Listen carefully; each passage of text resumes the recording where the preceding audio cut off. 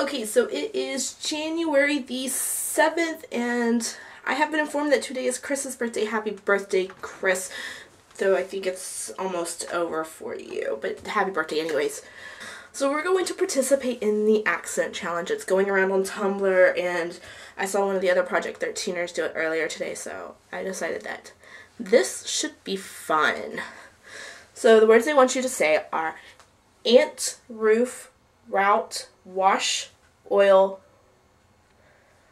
theater, iron, salmon, caramel, fire, water, sure, data, ruin, crayon, New Orleans, pecan, both, again, probably, spitting image, Alabama, lawyer, coupon, mayonnaise, syrup, pajamas, cot, naturally, aluminum, and envelope.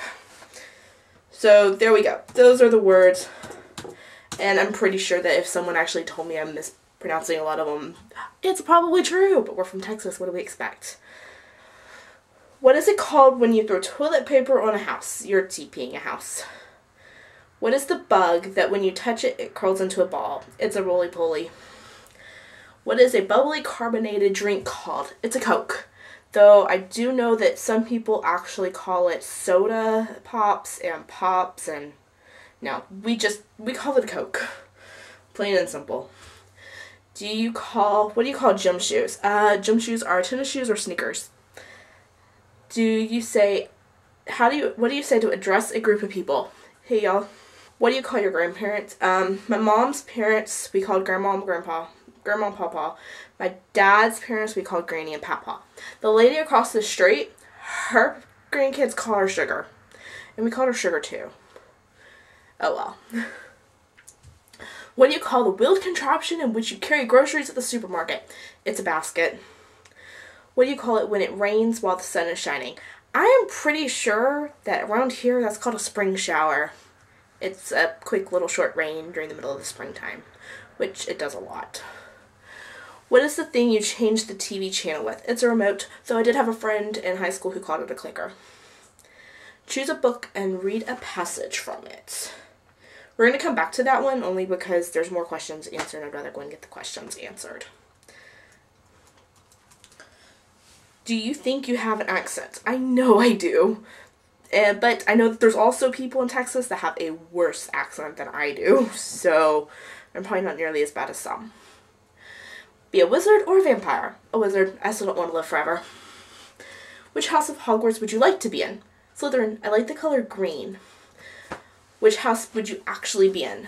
Pottermore sorted me into Ravenclaw, which I don't mind. I actually like the books and all of that stuff, so yeah, I would definitely still be a Ravenclaw, but I still want to wear green, so there we go for Slytherin.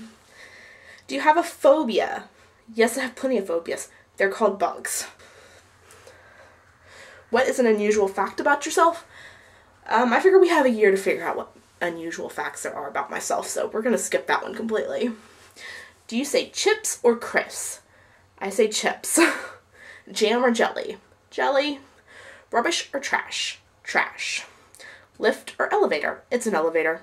Pants or trousers? They're pants. Taxi or cab? We take a cab. Cell phone or mobile? It's a cell phone. Okay, so the book I decided on, there is an author. Her name is Terry Lynn Childs, and she wrote The Goddess, Oh My Gods, and Goddess Boot Camp. So I'm going to read the first section of, I'm going to do Goddess Boot Camp, only because that one's open on my computer. I am a goddess. An honest-to-goodness goddess with superpowers and everything. Okay, so I'm just a minor goddess. Technically, I'm supposed to say Hemotheus, which means godly blood or part god. But goddess sounds much more impressive to like the 10 people I'm allowed to tell. There's no percentage requirement or anything. All that matters is having a god or a goddess somewhere up the line. And my great-grandmother, it turns out, is Nike. The goddess, not the shoe. That makes me a tiny leaf on a narrow branch of the massive, ancient family tree of the gods. So, I can say, with only minor hesitation, that I, Phoebe Castro, am a goddess. The thing is, I only learned about myself a few months ago. When my mom arrived, married a Greek guy, and transplanted me halfway around the world to the tiny island of Surfopalooa. There we go. There's a word for you all. I spent the first 17 years of my life believing I was a perfectly normal girl from a semi-functional family with a deceased dad, a workaholic mom. Then whammo, I find out dad's dead because he disobeyed some supernatural edict and got smoted to Hades, and I am, in fact, part of the fully dysfunctional family of Greek gods. Talk about your issues. Being part goddess comes with some serious perks, though. Namely, powers. I can pretty much do whatever I want, whenever I want, as so long as I don't break any of those aforementioned supernatural edicts. These include, but are not limited to, no bringing people back from the dead. Not a problem, because even though I'm dying to see my dad again, I don't actually want to die to do it. I have a lot to live for, like my fabulous boyfriend, Griffin Blake. No traveling through time in either direction, and no using your powers to succeed in the Nothos, the normal human world. So, there we go. That's the first few paragraphs of Goddess Boot Camp, which it's one of my favorite 2-book series by her. I was really hoping she'd finish it, but the next one I'm going to be reading by her is the Venom series, so yeah, definitely looking forward to that. But there we go. So I'm supposed to sign off with a 3-word closing.